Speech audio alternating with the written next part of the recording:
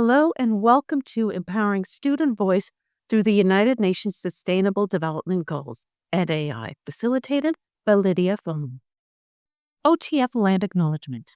We acknowledge first and foremost that we are gathered in the province of Ontario on the traditional territories of various Indigenous peoples who have been present on this land known as Turtle Island since time immemorial.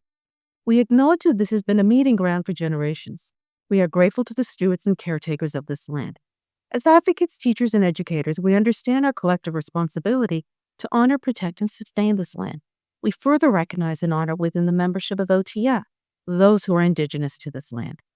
This practice of recognizing the ancestral and traditional lands in which we work, live, and play is a concrete action that we undertake as first steps towards reconciliation between Canadians and the Indigenous peoples of this land. But it is not our only step. Collectively and individually, we must seek to denounce the injustices and the wrongs that have been committed against the First Nations, Métis, and Inuit peoples, and to dedicate ourselves to cultivating and maintaining relationships based on mutual respect and truth. Your facilitator for this session is Lydia Foam. Lydia is an elementary teacher librarian passionate about inquiry-based learning, technology, AI, and STEAM. She brings a tech-savvy, curiosity-driven approach to teaching, using tools like AI, coding platforms, and digital media to spark student engagement. Her classroom is child-centered, where creativity is celebrated and learning more like exploration than instruction. She empowers students to connect their learning to the real-world issues through the United Nations Sustainable Development Goals, turning inquiry into action that matters. Please welcome Lydia. Hello, everybody. You can hear me. Amazing. Hello, I'm just gonna share my screen. We're gonna do.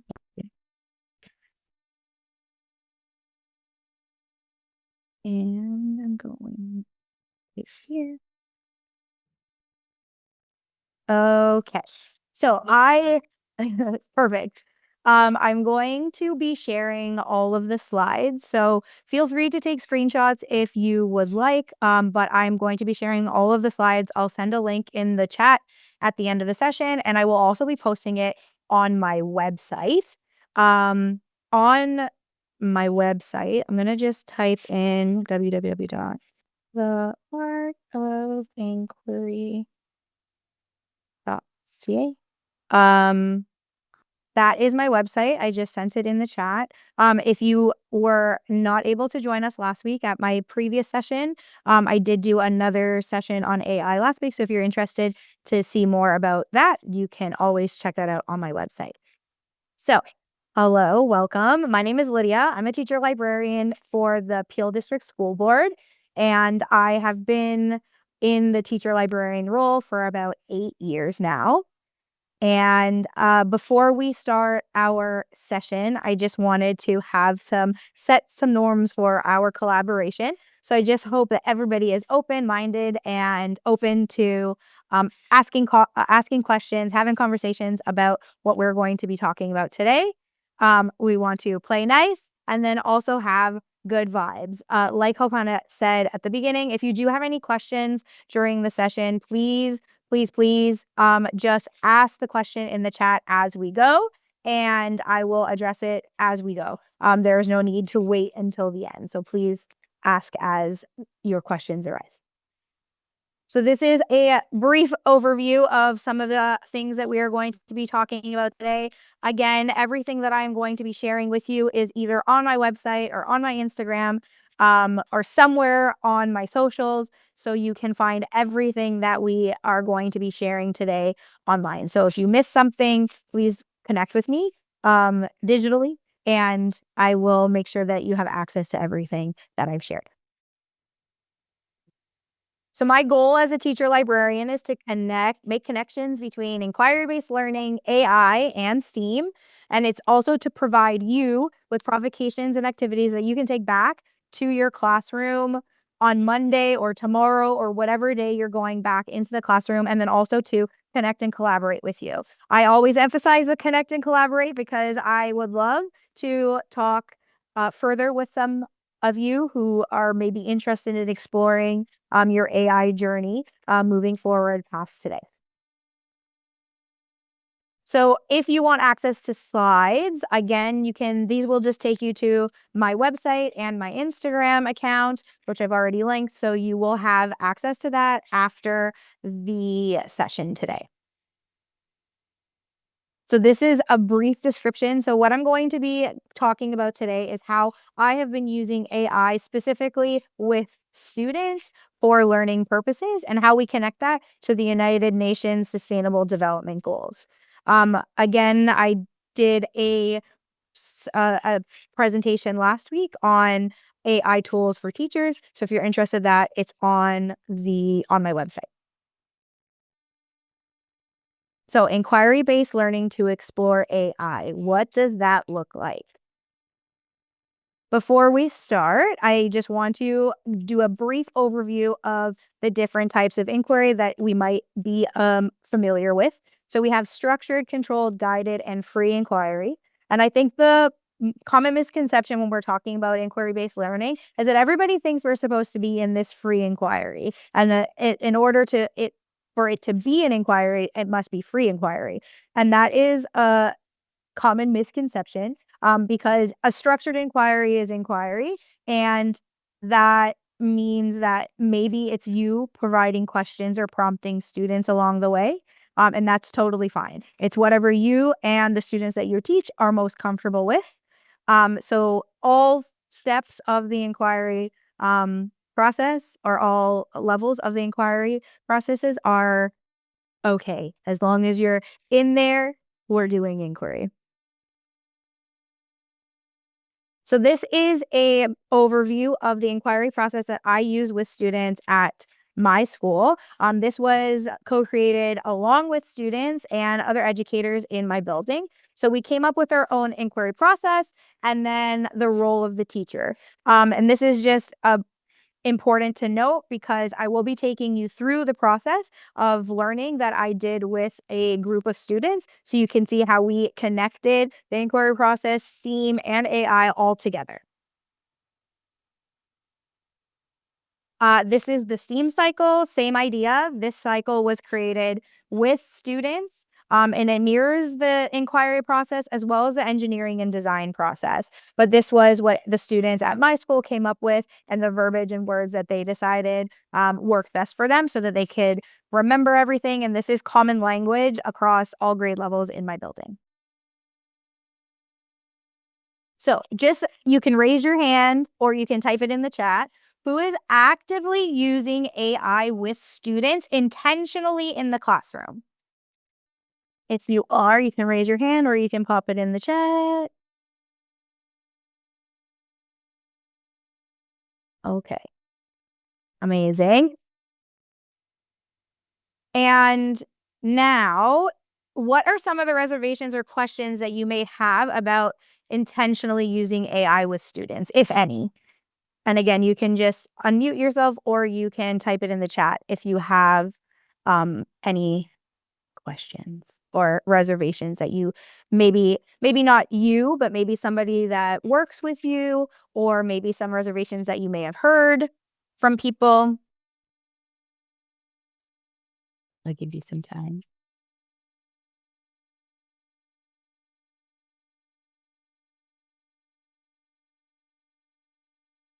Okay. So I'm going to just go over a few of our AI misconceptions. And these are just comments that I've heard from educators, or educators have come to me, or even families have come to me with. And it says AI is just a cheating tool.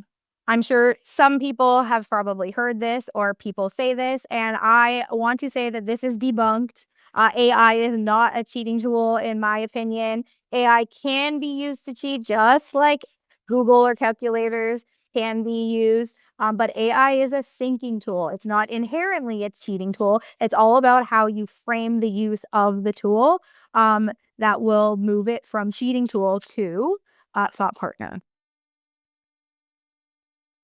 Another one is coding is a dying language because AI writes code. Now, this one really, really bothers me, because also debunked. And although AI does write code, it does not understand the code that it writes. So if we have to debug the code that AI gives us and we can't read the code, then how are we supposed to fix the errors in our code?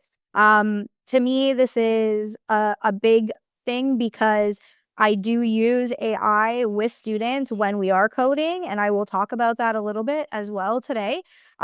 However, it's important to note that the students do understand and learn how to read code so that they can find the errors themselves, because AI will not tell you what the errors are. It'll say that there's an error, but it won't help you fix it.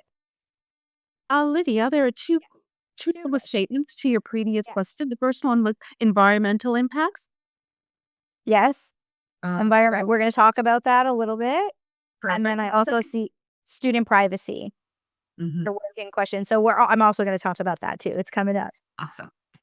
So the next one I have here is if students use AI, they won't learn how to think for themselves as well. Debunked again. And the reason why it's debunked is because AI doesn't remove thinking. It reveals it, in my opinion. If a student can explain it, they understand it. If they can't, they didn't write it. So when it comes to using AI, it's all about how we're using it to think critically and expand our natural thoughts as opposed to replacing our thoughts. So AI at Elm Drive, permission to explore. So I always stress this no matter how many times I present about AI. There are limitations to what students can and can't use. I work in the Peel District School Board, so I will talk to you about my experience, but I always stress to everybody to connect with your technology department in your school board. And Put in an account and just say, okay, now I'm direct my flex dollars without making. pardon? Oh, I think somebody was asking a question. No, I don't believe so. I've just Oh. muted them. Okay. So I always stress this to make sure that you check with your technology department at your school board to see what their interim guidance is with the use of AI with students, because it will vary from board to board. But in general, I always stress that the UNESCO guidance for generative AI, oh my goodness, tell me it's not going to load. Click here, refresh. My goodness. Oh no. Sorry guys. I'm gonna switch over. I think I'm gonna switch. I don't want it to not. Sorry. That's okay. I just want to make sure that when I refresh this. Sorry, everybody. I just want to make sure you get all the visuals.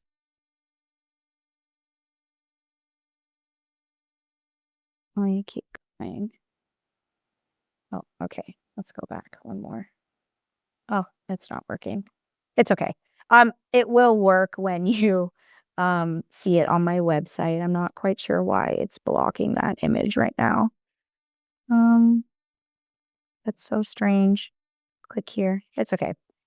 So that link there, it will just take you to the UNESCO website where it's talking about generative AI and the age limitations for students who are allowed to use it. So there is an age limit of 13 years of age for the use of AI. So that means if a student is 13 years of age or older, they do not need parent permission to log in or use the generative AI tool.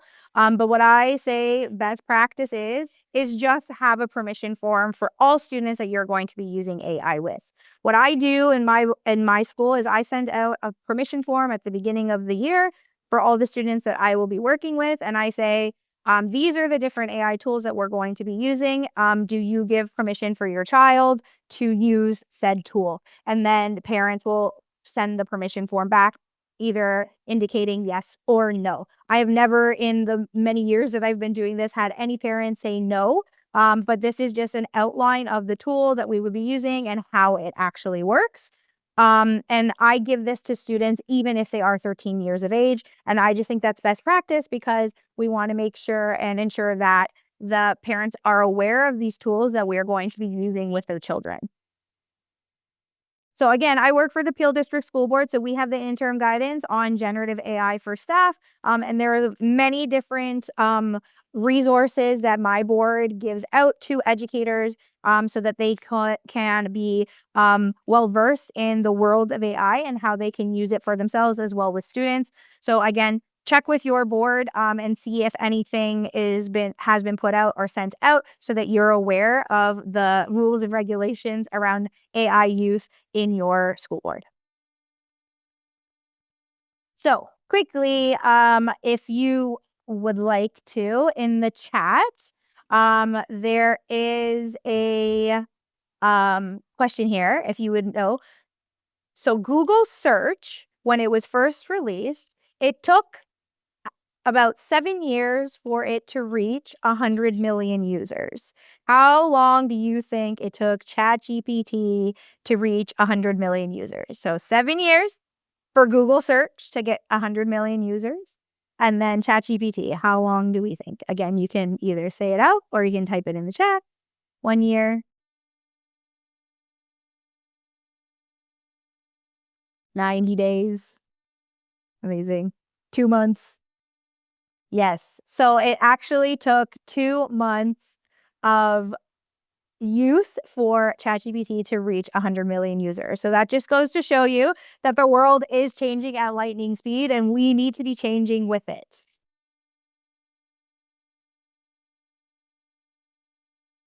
So what is AI? This is something that I start with all the time when I'm talking to students about AI, and we're talking about how artificial intelligence is when computers are programmed to analyze information. We recognize patterns and then it makes decisions. AI does not have a brain. It does not think like humans. It is not a human. And it's really like a smart assistant that learns from your experience. And I go further with them and say, it's not really an assistant. Again, it's just an extension of your thought process. So here are some AI key terms that I go over with students about things that they're going to have to understand so that they understand how AI actually works. One of the biggest ones that I focus on is hallucinations. So when we're talking about AI and using AI, students need to understand that AI does hallucinate. So what does that mean?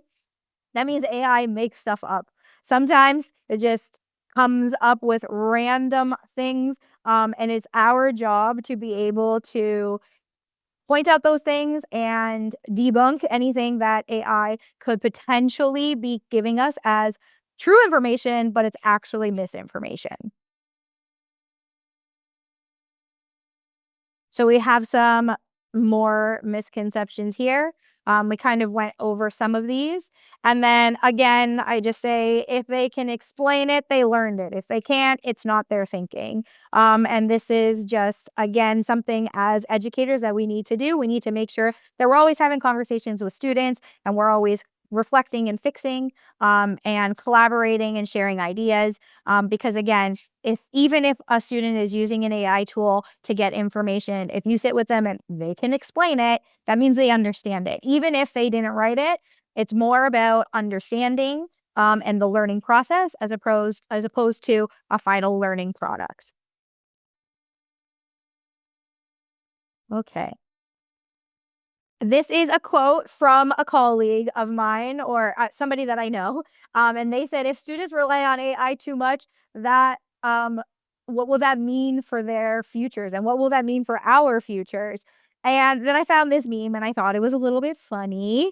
And then we have my guy here, Neil deGrasse Tyson. I'm not sure if anybody knows who he is, but he's really big in the science world. He's an astrophysicist. And he's been asked about AI so many times. And one of the things that he said that really stuck with me and it popped into my brain when I heard somebody say this quote at the top that they're worried for the future of our children. He said that at one point, the horse and carriage industry became obsolete, but the horses didn't get upset because they didn't know they no longer had a job. What we have to do is we need to be reflective and we need to constantly be creative and think critically about how we can move forward in this technological world that's ever changing. AI can't replace us if we're one step ahead.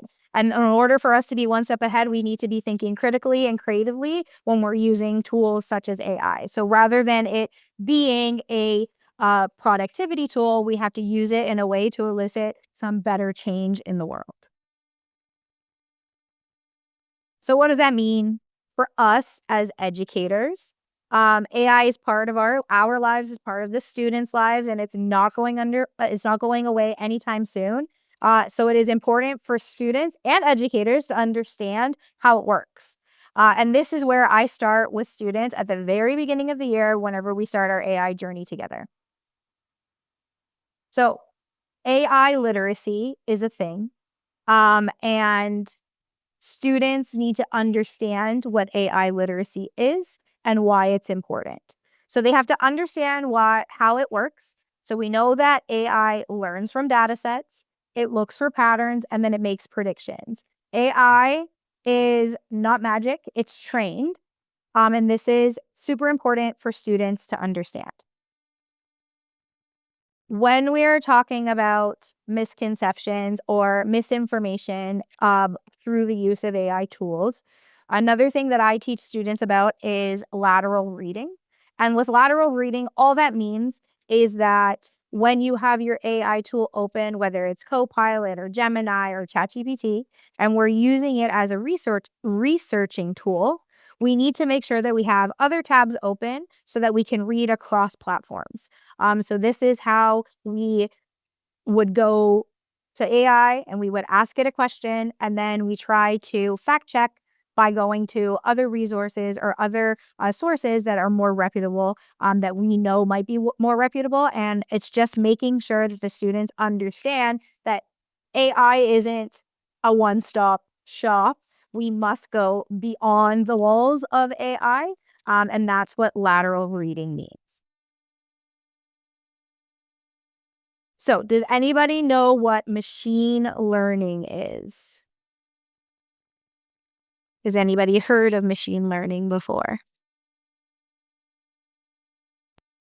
So, machine learning is a form of artificial intelligence that allows computer to learn from data. And the reason why I'm bringing this up is because the project that I did with the students, which I will be going into, is going to incorporate some machine learning. And I'm going to show you how you can do a machine learning task and create your own AI model with students. So for a machine learning process, the way machine learning works is we input our data, then the model will analyze the data. It looks for patterns, it makes predictions, and then it tunes the model. So the more you put into your AI tool, the better it gets, the more it learns, because it's just storing all of that data so that the next time we ask a question, it remembers that as we move forward. So off the topic of machine learning, data sets come into play. So a data set is just a collection of information that's been organized in some type of way. And then that's where AI is pulling its information from. So when we have different tools like Gemini or ChatGPT or Copilot, they're all pulling from a specific data set that has been created. And you are capable with students to create your own data set that then uses machine learning to make predictions. So you would put your input, it will learn from the data. And I'm going to show you how we did that at my school with students. So when we're talking about a data set, I try to explain it to students as, think of it as a big spreadsheet somewhere out there in the cloud, where AI is pulling information from. So you have all of these different columns of information with rows of data. And when you go in and you ask AI a question, it pulls from that data set. So if this was our data set and I were to type in, hey, Gemini, can you tell me a little bit about Alex? Then the AI tool would tell me Alex likes apples and they are 12 years old. You could also say, hey, Gemini, what are the favorite fruits of this group of students.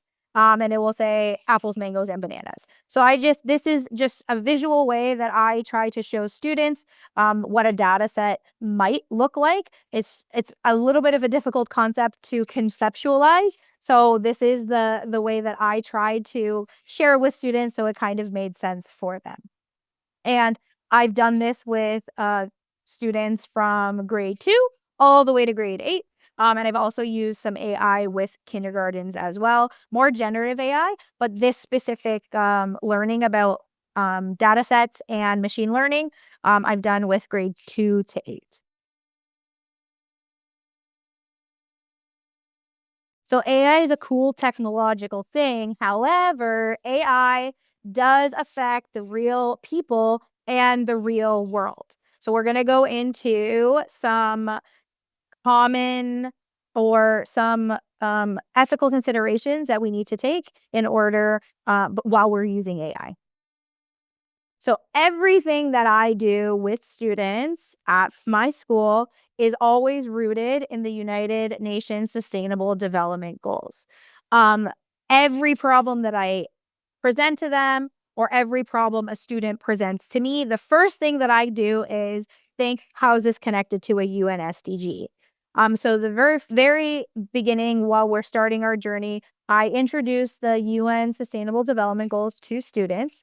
And we talk about how these goals are important to making the world a better place. So if you're unsure or you've never engaged with the UN SDGs before, the SDGs, there's 17 goals that have been set out by the United Nations that are all supposed to be achieved by the year 2030.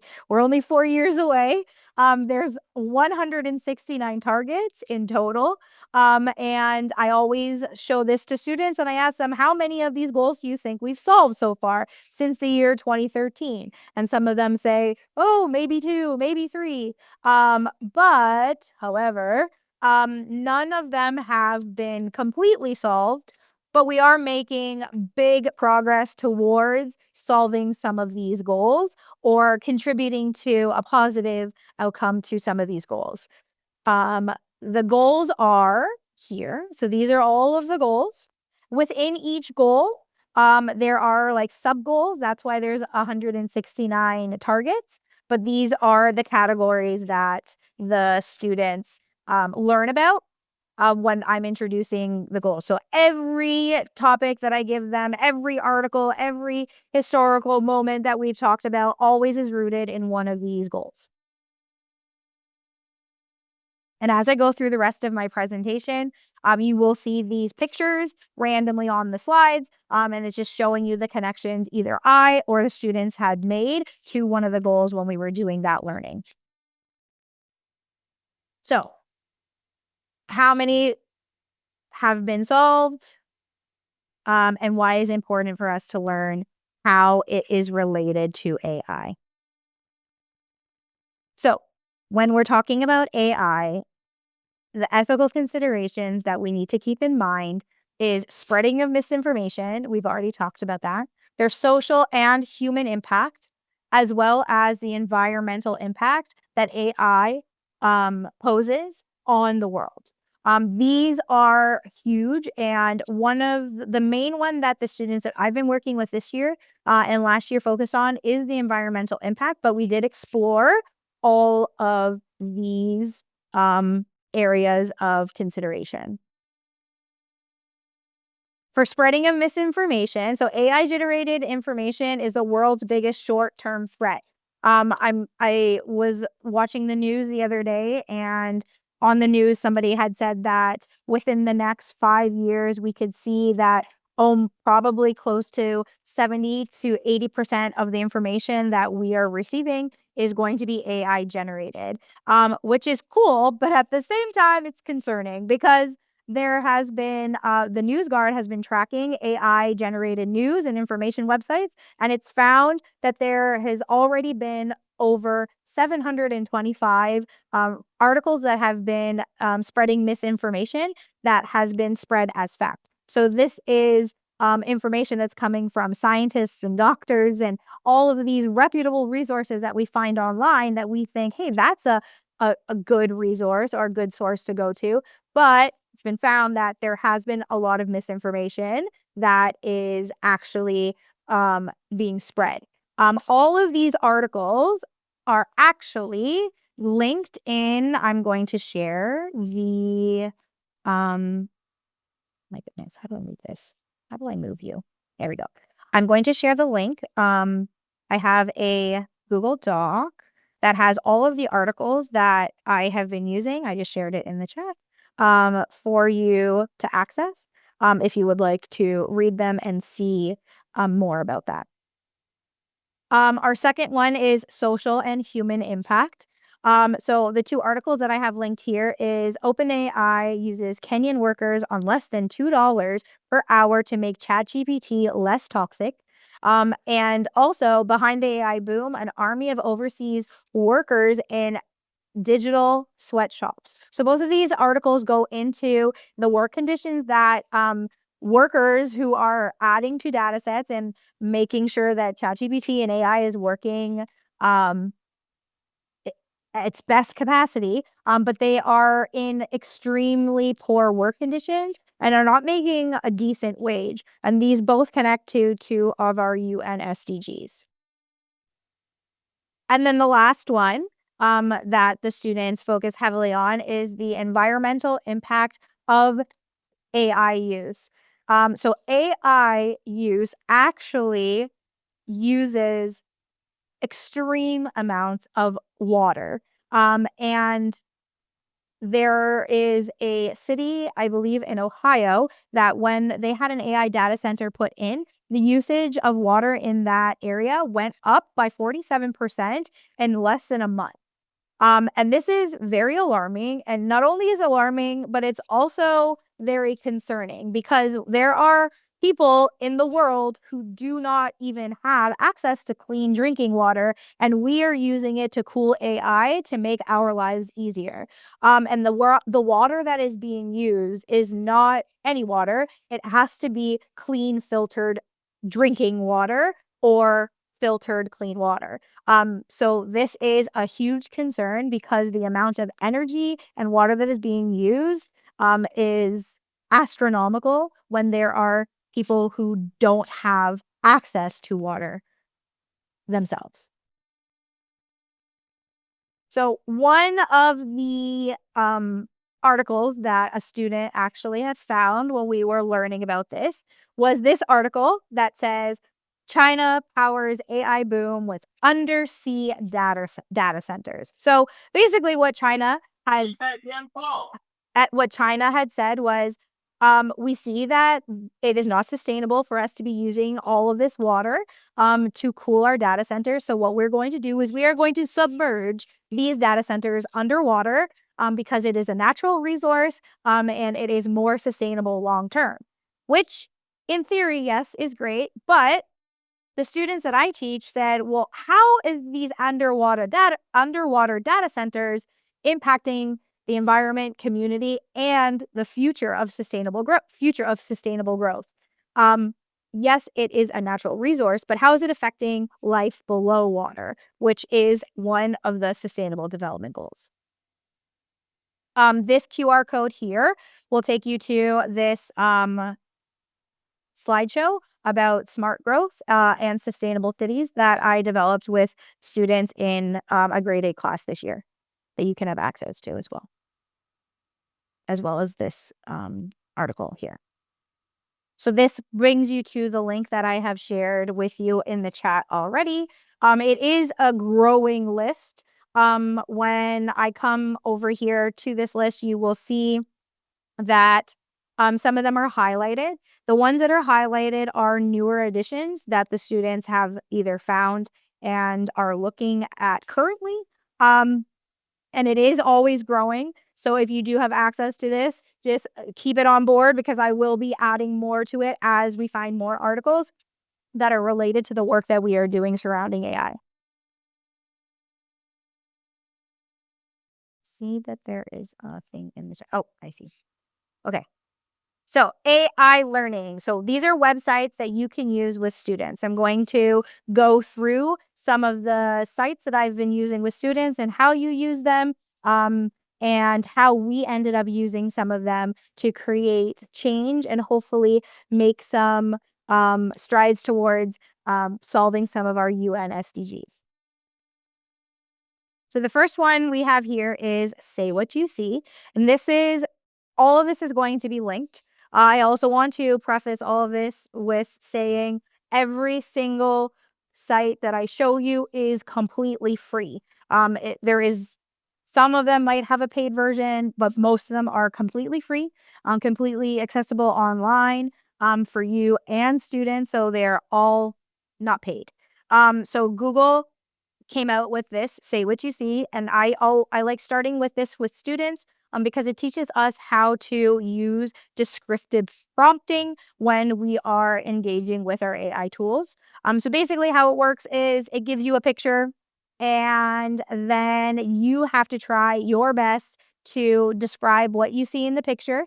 And based on the description that you give it, it will generate a picture and it will tell you how accurate your match was. So this was me doing it for this one. So it gave me this this picture on the yellow side. I put in a bowl of ramen with half an egg, light green onions, dark green bok choy, noodles, and a light brown soup. So that was what I saw, and it told me that I had 82% match.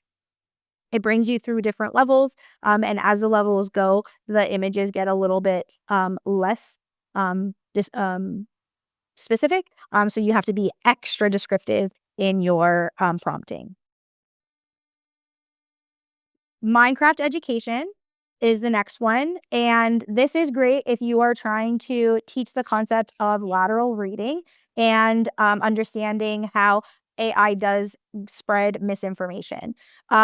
So it is game-based. All students have access to a Minecraft education as long as they have a active school email.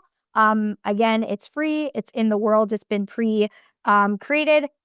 This QR code will take you to the Minecraft education website where it has lessons for teachers, as well as prompting and different questions that you can use with students when you're engaging in these lessons. So you don't actually have to go in and play the Minecraft game yourself to know what's going on because Minecraft has already created a bunch of lessons for you to use with students, to introduce them to the use of AI, detecting trustworthy resources, what it means to read laterally, and also to be able to look for deepfakes and misinformation. I've done this with, again, grade 2s all the way up to grade 8s, and it's been a hit for all of them because most students love playing Minecraft. Lydia, there Yeah. is a question asking for a link to the sustainable cities. Oh, the UN SDGs? Yes. Okay. It So it's just on the UN website. So I'm gonna copy this for you and it looks like this. And once you go to just say we're gonna go to I like number 11, sustainable cities. Here we go. So it gives you related topics. It also gives you an overview. It gives you some events that are happening that are related, publication, and things in the news. So this is always changing. The UN is really great at updating all of their resources. I'm going to put this in the chat so that you have access to this as well. And there you go. Okay. So the next tool that helps with prompting is Google Whisk. And the way that this works is it is going to generate images for you. So I've used this with students. I'm going to show you how we used it coming up, but I'm going to show you quickly how it actually works. So I'm going to move you over here and I'm going to go to Whisk. So this is Whisk. When you log in, oh my goodness, of course. Right now, it's going to make me log in. Okay, so once you log in to Whisk, and you are going to create a new project, the way that it works is you can either write in your description here, and that's it, or you can give it pictures with your description. So for your subject, this is where you would upload I'm going to upload a picture of me. And then for your scene, you can pick whatever background you want. So I picked Nathan Phillips Square in Toronto.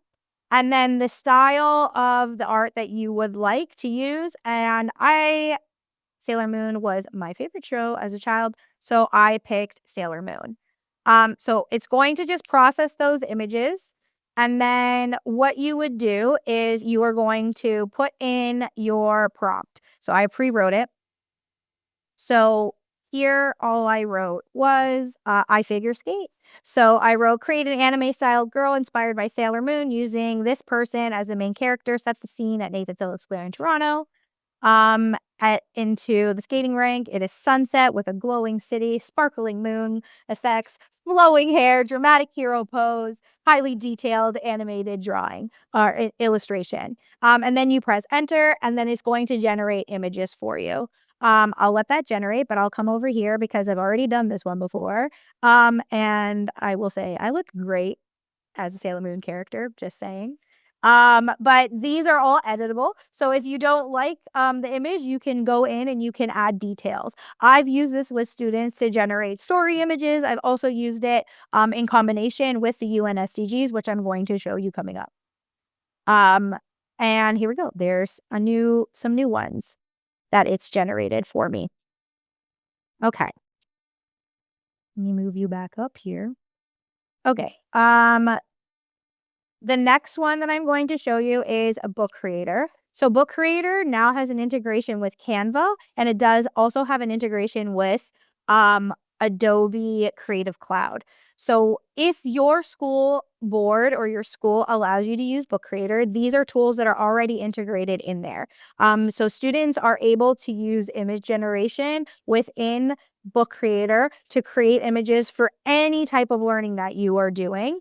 And again, it also uses Canva, which has AI and generative AI properties that students have access to as well.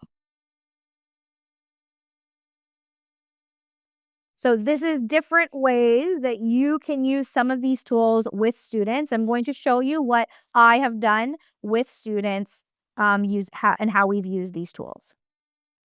So the first way that we have done it was creating infographics for the UN SDGs. So when you're on the UN SDG website, it does show you under every single goal a updated report through the use of an infographic. So what I did with students was I provided them with the infographic, but I blocked out the name of what the goal was. So this QR code will take you to a Google folder that has all of them already downloaded and saved for you. It has the infographic with the name and infographic without the name. And the reason why we omitted the name is because we wanted the students to analyze the information and determine what they thought the goal was and what we were trying to work towards making better. If I come over here now and I go to Book Creator, I can show you some students. So this is what the students saw. And this student actually was new to our school. He had just moved here from China. So he also used the AI tools through Book Creator to help translate his work from Chinese into English. And how to provide his interpretation of the information was, if I had to give this a name, what would I call it? How to provide food to those who have none. Another student also created this one for the first goal. And the first goal is not loading, of course. My goodness. I'm just going to go back to page view because we saw it there. So the first goal here is about no poverty. And his interpretation of the information was, we are still healing. And what we did was we used the generative AI image tool within Book Creator to generate our own infographics, or our own graphics that we thought represented the goal. So this is what the student had come up with, and then they wrote a brief description about why they chose it, what AI tool they used, and an explanation of what that was.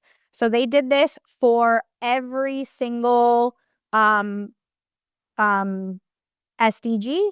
And this was just a way for them to engage with the SDGs and make sense of what those infographics were sharing with us. So again, all of those infographics have recently been updated in 2025. And they're all in that Google folder that I have linked here on my slides.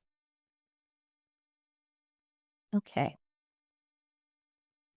This is just showing more of that, what I just said. This is another graphic that was generated by a student using Gen AI based on education for all, which was goal number 4.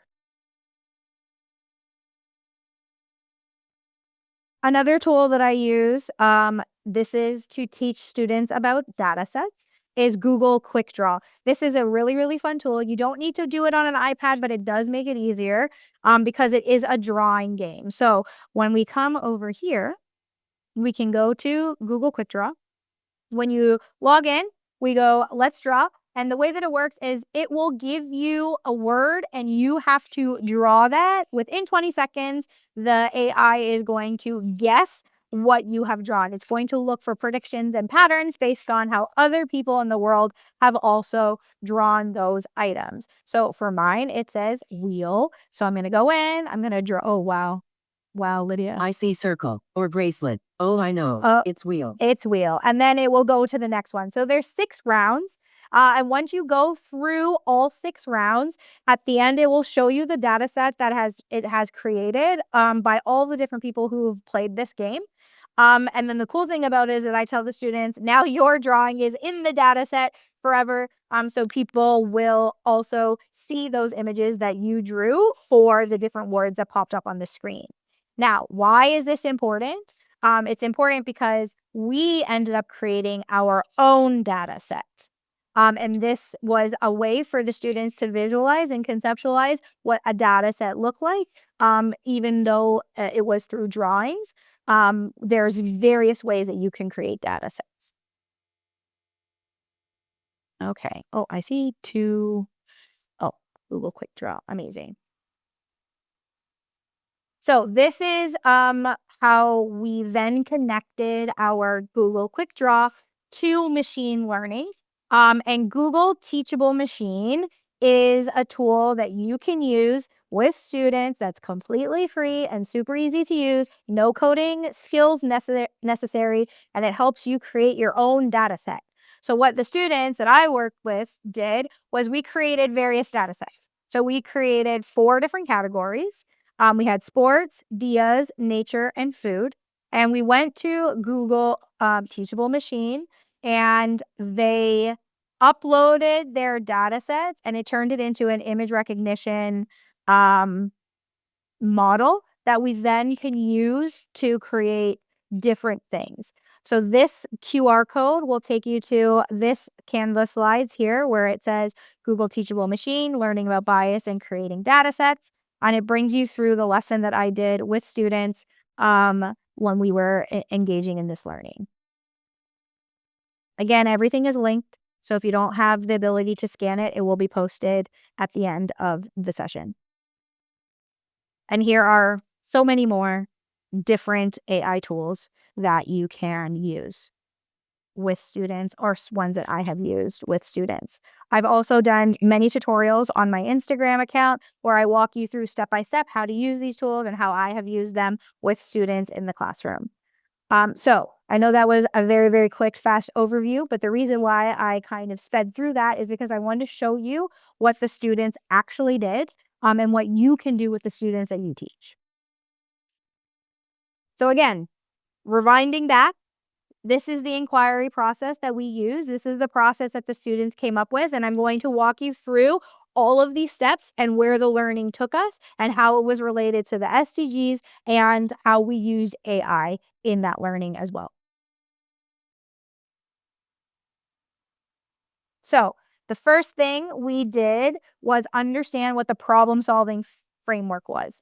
This is connected to the engineering and design process.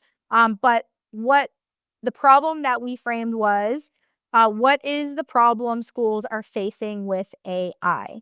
So this is this is what one student wrote. The problem for AI is that we may not be able be a reliable source, because when you are in high school, college, and university, you need a reliable source that can back you up so you don't get punished. AI could also be wrong in certain cases. For example, when you search up some of the global problems, you can get an answer that is not accurate to answers in the news, for example. So that is just something that a student wrote. So we're talking about misinformation. That was just one of the many things that the students thought was a problem that we in schools were facing when it came to the use of AI. So what I did was I presented them with a provocation. This will take you to all of the students' learning, and we talked about how might the balance between people, technology, and nature decide what kind of future we have. The students brainstormed ideas. This was my provocation, so step one. And they brainstormed a bunch of different ideas, and we found that there was three main areas that they wanted to focus on. The first one was overuse of technology, the human impact, and the balance of interconnectedness between things. And then this learning then propelled us forward into all of the learning that we are currently doing today. So once we had all of that information, the students identified that we are using AI in two different ways. The first way is the substitution method of AI, where basically AI is just replacing us as thinkers, and it's just doing the work for us. So it's more of a productivity tool as opposed to a thought partner or something that's helping us build our ideas. And then the second way that we could be using AI is the reimagined version of AI, and what AI could be if we just think a little bit more critically and be a little bit more creative in the way that we embed AI into our learning. From there, we asked some questions and we said, who are the people who matter in this information? When we're learning about how we can use AI in the school in a beneficial way, who are the people who are going to be most affected? So we identified students, we identified the staff at Elm Drive, and we also identified AI developers, because we had already been talking about the ethical considerations of AI. And some of the students had brought up that if we're using AI more frequently in school, is that not contributing to the problem because we're using more water, more electricity? But they said maybe we need to be in contact with these AI developers so that we can give them ideas about how we could possibly make their data centers more eco-friendly or sustainable over long periods of time.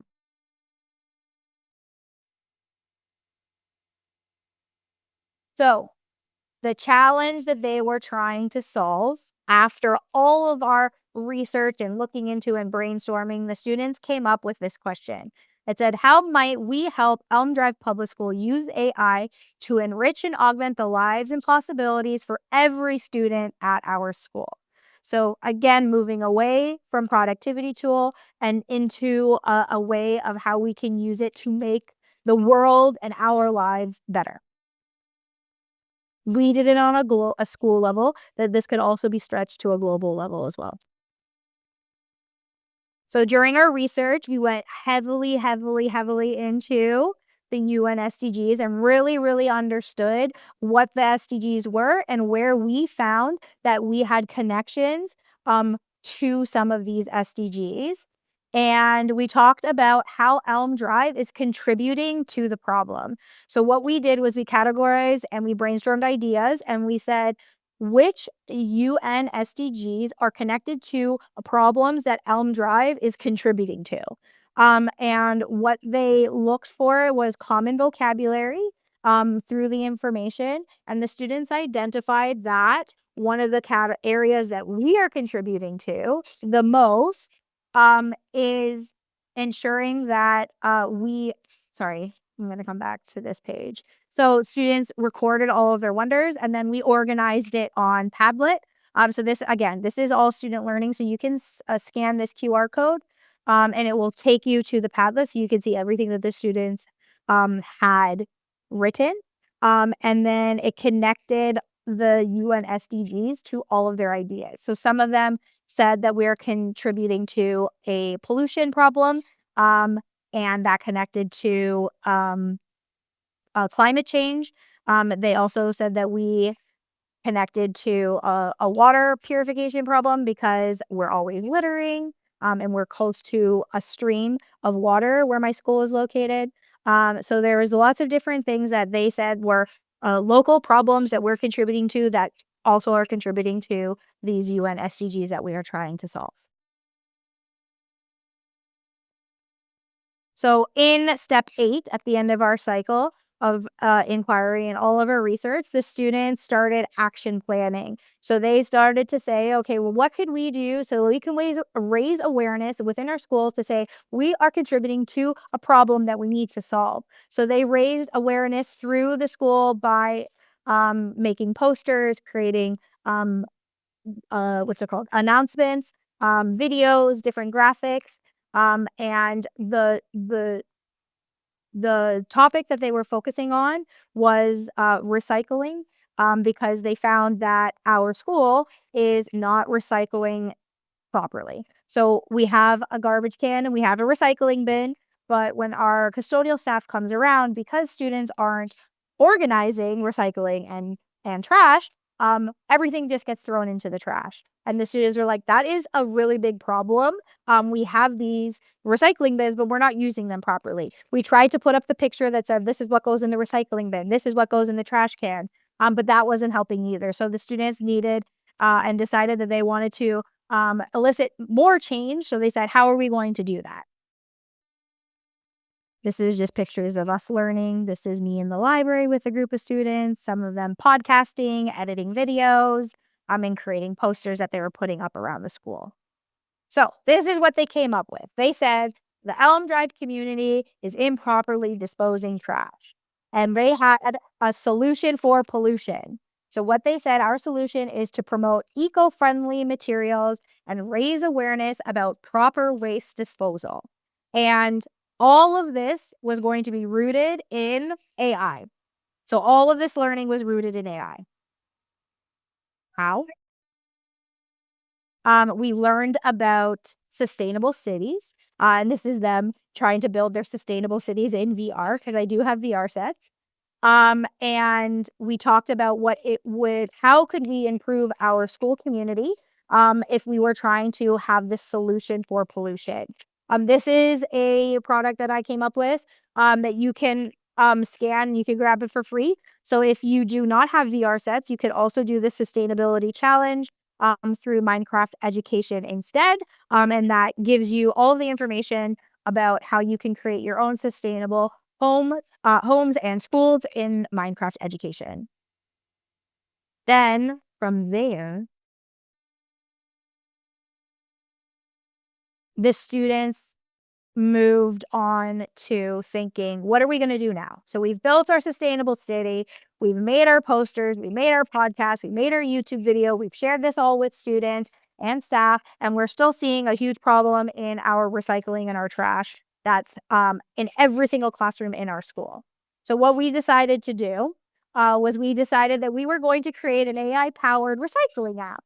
And the students said, well, we already know how to use Google Teachable Machine, and we already know how to create a data set. So what we're going to do is we're going to create our own app, and our app is going to help us with our solution. So what we did was we created our machine learning data set. So I'm going to show you this now. I'm going to show you how Teachable Machine works. So I'm actually going to go here. Teachable Machine. Oopsie. So Teachable Machine works like this. Get started. It's super easy. Like I said, it's no coding.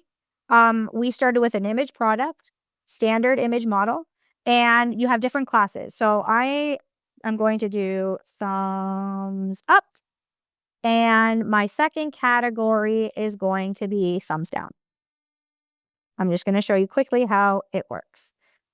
How it works is you take pictures, you can upload images, or you can take pictures using your webcam. So the way that it works is you hold down. So I'm going to do a thumbs up. My face is you want to usually have like a background that has nothing there. So you're going to hold, you're going to record your thumbs up, whatever, move it back and forth. And then I'm going to come down to, let me move you, thumbs down, and I'm going to record. You want to move it around just in case. So this is just classifying thumbs up and thumbs down through pictures. Then we train our model. Training your model does take a little bit of time, depending on how many images you create or how many images you add. So I added about 114 and 117 for each. Once you have your model and you hold your hand up, it will identify that that's thumbs up and will identify that that is thumbs down. So this is just image identification. So this is what we used to develop our app. But we created our own data set. So how did we do that? We created, oh my goodness, let me refresh this page now. We created a data set that showed us different trash, cardboard, plastic, metal, paper, and glass. So how we did that was we went around the school and we took hundreds of pictures of different trash. I'm going to show you here. We took hundreds of pictures of trash, metal, glass, plastic, cardboard, and we uploaded it to Teachable Machine. Once we uploaded it to Teachable Machine, we exported our model, which is this right here. So we had two versions of it. We had one version where it had all of the different kinds. And then our second version was it only had either trash or recycling. Oh, it's telling me I'm recycling today. And you would just hold up a piece of paper or you would hold up a piece of trash and it would identify what it was. So how we use that was we actually created a website. So this is a website that students made. I'm going to put it in the chat. Copy. It also has the video. I'm going to show you paste. So this is the website that the students made. It says solution for pollution. Choose the right bin. And we sent this out to all of the students in our school and all the teachers in our school. And we said, hey, can you test our AI model? And we said, hold up the paper to the webcam and determine if it's recycling and trash. And the first time we sent it out, the feedback that we received from some of the classes was it wasn't very accurate. And that was because we didn't have that many pictures. We had about 50 for each. And we realized our model needed more information. So we added more pictures. So each section now has over 100 images, some of them for trash. We had over 1,000 images that we took of trash. And then the recycling had about 100 to 200 within each category. So that was sent out to students, and this is accessible on a Chromebook. So all the students in the school were able to access this and test it out and give us feedback on how it was working. Then from there, you can also do some of this if you are someone who knows how to code on Scratch. Or do Scratch coding with students, you can also do this on Scratch. So you have to go to playground.rise.mit.edu/create, and you can add the Teachable Machine extension. The way that that looks is like this. So we have here you have a Teachable Machine extension. And once you have the Teachable Machine extension, you add it to your when button clicked. And then you put your link to your model. So this was the link to the model that we would take. It's right up here, this link. It generates a link for you. You just take that, you put it into Scratch, you add your code. This is the completed code. And then when you play it, I added Joe Jonas here. Joe Jonas will then tell us what our different types of trash is. So it's going to tell you if it's metal, plastic, glass, paper, cardboard, or trash. So this is some block coding if you are less familiar with HTML or Java, because this is in Java and HTML, and you have to know some CSS. But this is the code here that the students created. You have access to it. You can see it. You can copy and paste it. You can remix it. And I use codepen.io with students, again, completely free. Then from there, we said it is not enough. So what we ended up doing was we created a functioning app that is powered through Android Studio. And I have it open. I opened their code. So this is the code. Can we see? I think we can see. So this is the app. This is a simulator. We have it on some tablets in our building. And the way it works is you open the camera. Once you open the camera, it'll take a picture and it will identify if something is recycling or trash, and it'll tell you how accurate it thinks it is. So if it's unsure, we tested this a few times, and because when we tested it a few times, it was like 50% or 57% accuracy, or what we noticed was we needed to make sure that we had more images in our model, because it wasn't sure, because it was mixing up our trash and our recycling. So they created this code here in Android Studio. And then we downloaded this onto some various tablets in our school, which we then took around to test in the building. And it was fully functioning, which was fantastic. But then they said, that's not enough, Miss Fumo. We want to do more. So what we ended up doing next was we created our own physical sorting device using microbits and Raspberry Pi. Again, I am not necessarily familiar with Raspberry Pi, but we as a team worked together. We asked AI so many questions. We watched so many YouTube videos. And what they decided they wanted to do was create a sorting device using Raspberry Pi and an AI image recognition camera. This was their spreadsheet of how much money I needed to spend. But I reached out to companies and we got some of this stuff for free, because I'm shameless and I ask for free stuff all the time. They came up with some blueprinted information. They said, this is what we want it to look like. They drew blueprints. They made blueprints in 3D models. We 3D printed some things that were part of our sorting device. And then we actually had a physical sorting device. So this is the sorting device. It's very, very small, but it is powered with an AI camera. So when you put the trash on here, it takes a picture of it. It identifies it as trash or recycling.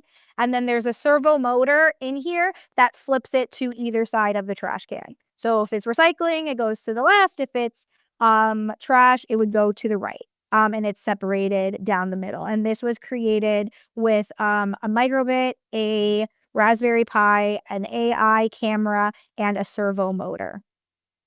And this was created by a grade 5 student. And now what we're doing, because, they say, Miss Fubo, it's still not enough. What we decided was, we're using all of this AI. We're trying to make it better, but we always keep remembering how we use so much water to use all of these AI tools. So what the students are now trying to do is design AI cooling centers that could solve our water problem. And we are using Lego spike kits alongside microbits to create AI cooling centers. A Lego spike kit has the hub, and the hub does have a temperature gauge in it, and a microbit can also be used as a thermostat as long as you have sensors and connectors. So what we are currently brainstorming is how we're going to create an AI cooling system using the tools that we already have in our classroom, so that we don't need to submerge our AI data centers underwater. We don't have to use tons and tons and tons of clean drinking water, but instead we can use solar energy to create a cooling center that would propel air so that it will cool our data center. So that is where we're at currently in the learning with students at my school. I know this a lot. But again, I just want to say, if a student can explain it, they understand it, AI doesn't replace their thinking. It just amplifies it. And everything that we have done would not have been possible without the help from AI, as well as using AI to actually create all of these applications and websites and data sets and models and everything. So if it wasn't for AI, we wouldn't be making these steps towards making our future a better place. Again, if you want to access any of these slides, I'm going to be posting all of it on my website. And there is my info for you if you would like to connect. I have more information about what all of this learning on my Instagram, because I document all of the learning on Instagram. I have an AI highlight, so you can go back and watch some of the exploration that I have done with students over the last year and a bit. And yeah, that's it.